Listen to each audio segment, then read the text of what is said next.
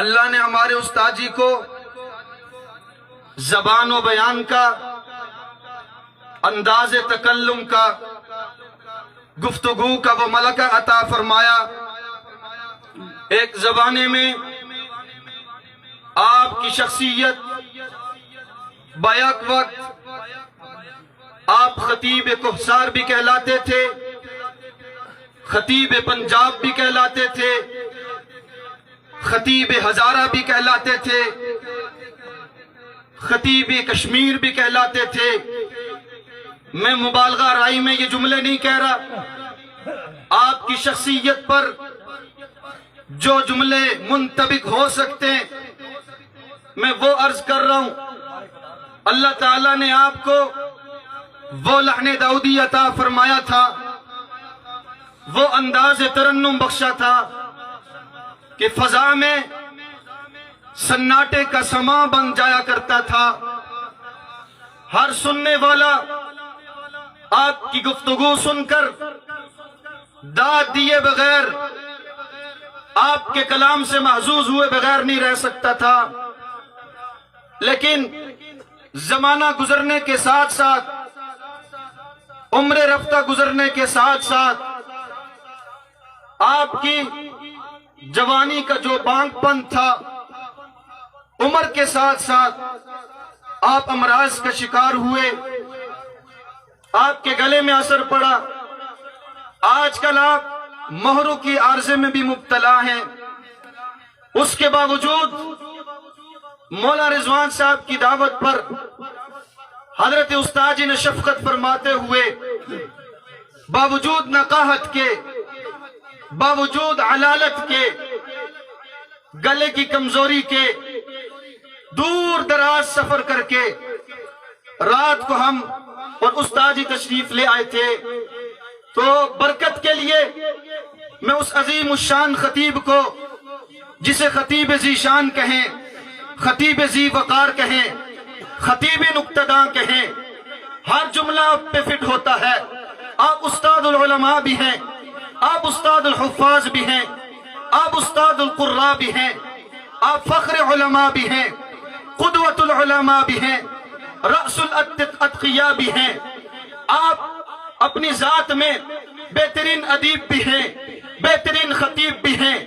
آپ پیشے کے لحاظ سے بہترین حکیم بھی ہیں، اور اللہ تعالیٰ نے روحانی نسبتیں بھی آپ کو عطا فرمائی ہیں۔ دعوت کلام کے لیے، دعوت سخن کے لیے میں زحمت دوں گا میرے اور مولانا رضوان صاحب کے استاد ابو الحسن مولانا عبدالشکور حمادی صاحب وہ تشریف لائیں اور آپ کے قلوب و اذہان کو اپنے مبارک کلمات کے ساتھ معطر فرمائیں۔ تشریف لاتے ہیں کوٹا سے تشریف لائی ہوئی شخصیت حضرت مولانا عبدالشکور حمادی صاحب۔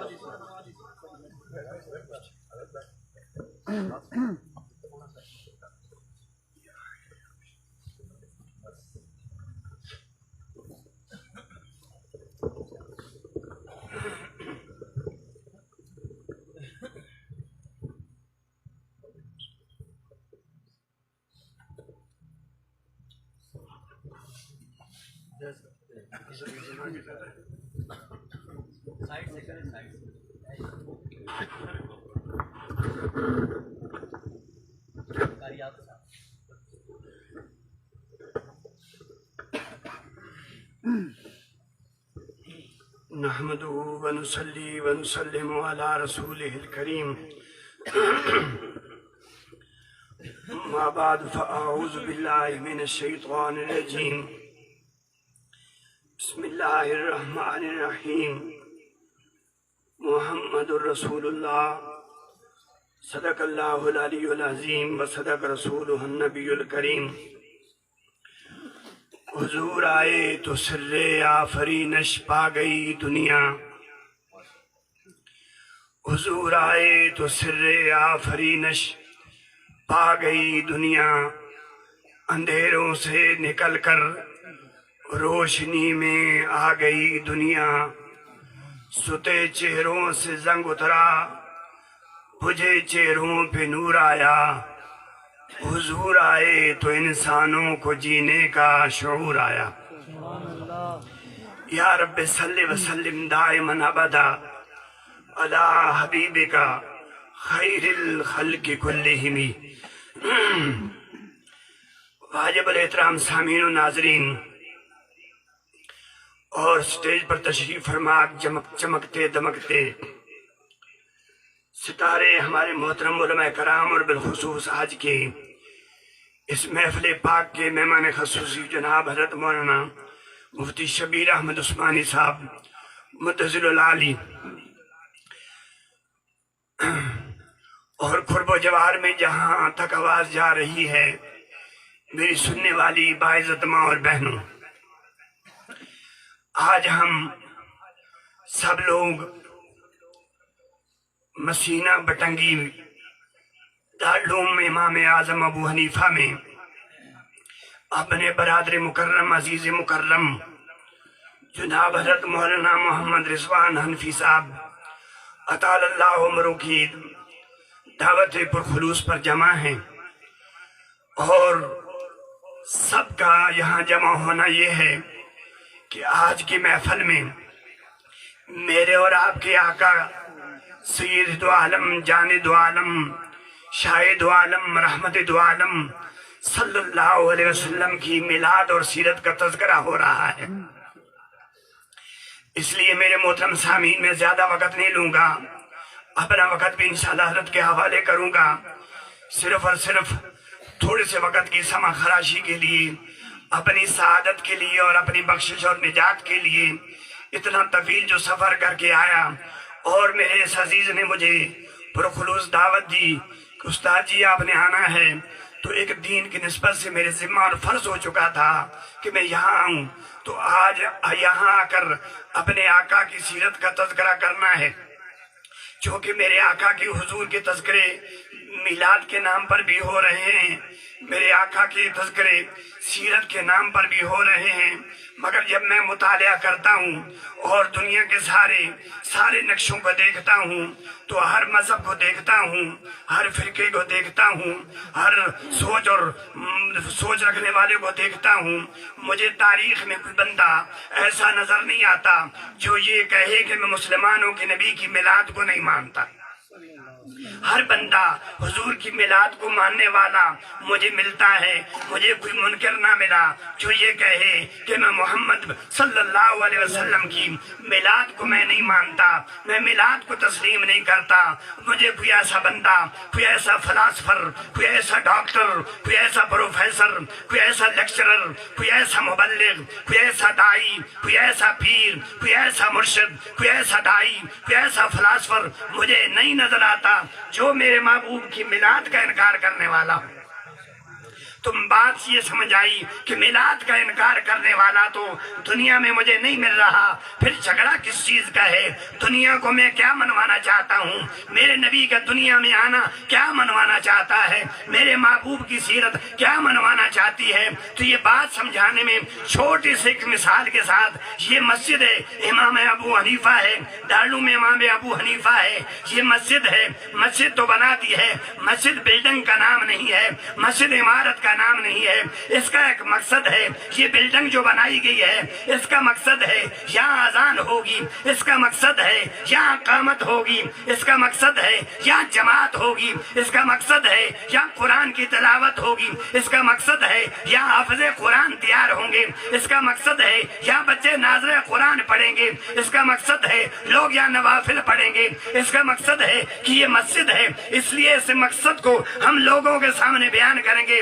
لوگوں یہ مسجد ہے، یہاں بے ادبی نہیں کرنی ہے۔ تم بازاروں میں تو جاؤ جوتے پہن کے جاؤ، گھروں میں جاؤ جوتے پہن کے جاؤ، جدھر بھی جاؤ جوتے پہن کے جاؤ، مگر جب تم نے مسجد میں آنا ہے، اس مسجد کا چونکہ عبادت مقصد ہے، جہاں جب آؤ گے تو جوتے اتار کے آنا ہے، چونکہ یہ عبادت کی جگہ ہے، اللہ کا گھر ہے۔ اس کے مقصد ہم نے لوگوں کو بتانا ہے تاکہ لوگوں کو پتا چلے کہ مسجد کا مقصد کیا ہوتا ہے۔ مسجد تو سارے مان رہے ہیں، मगर मस्जिद के मकसद से हमने आगाह करना है। तो इसी मिसाल को शॉर्टकट करते हुए हुजूर की मिलाद को तो सारे मानते हैं, मगर इनकार किस चीज का है? हमने दुनिया को ये बतलाना है कि मेरे महबूब के दुनिया में मकसद मिलाद क्या है, मेरे आका के दुनिया में आने का मकसद क्या है। मेरे आका के आने से पहले दुनिया के नक्शे पे क्या था, मेरे आका के आने के बाद दुनिया के नक्शे कैसे बन गए। और इसलिए कि मेरा आका इतना अजीम शान है, मेरे आका का हसब भी आला है, मेरे आका का नसब भी आला है, मेरे आका का खानदान भी आला है, मेरे आका की जमात भी आला है, मेरे आका की सूरत भी आला है, मेरे आका की सीरत भी आला है, मेरे आका का चलना भी आला है, मेरे आका का बैठना भी आला है, मेरे आका की मिलाद भी आला है, मेरे आका की सूरत भी आला है, मेरे आका की सीरत भी आला है, मेरे आका के बच्चे भी आला हैं, मेरे आका की बेटियां भी आला हैं, मेरे आका की घरवालियां भी आला हैं, मेरे आका के सहाबा भी आला हैं, मेरे आका का मदीना भी आला है, मेरे आका का मक्का भी आला है, मेरे आका का पैगाम भी आला है, मेरे आका की गुफ्तगू भी आला है, मेरे आका की हर चीज आला है, मेरे आका का निजाम भी आला है। इसलिए मैं कहता हूँ कि हसबो सोना, नस्बो सोना, सोना आनो शानो और अकलों सोना और शक्लों सोना, सोना कुल जहानो, सब कह दो सुभान अल्लाह। अगर कोई हसब में आए तो मेरे महबूब के हसब का मुकाबला नहीं कर सकता।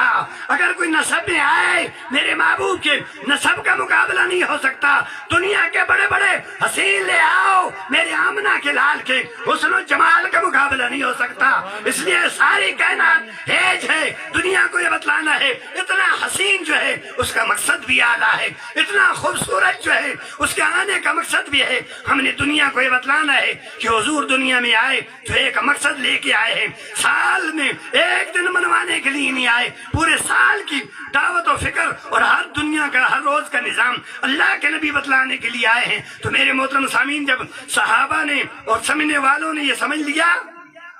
और उन्हें ये बात मकसद मिलाद समझ आ गई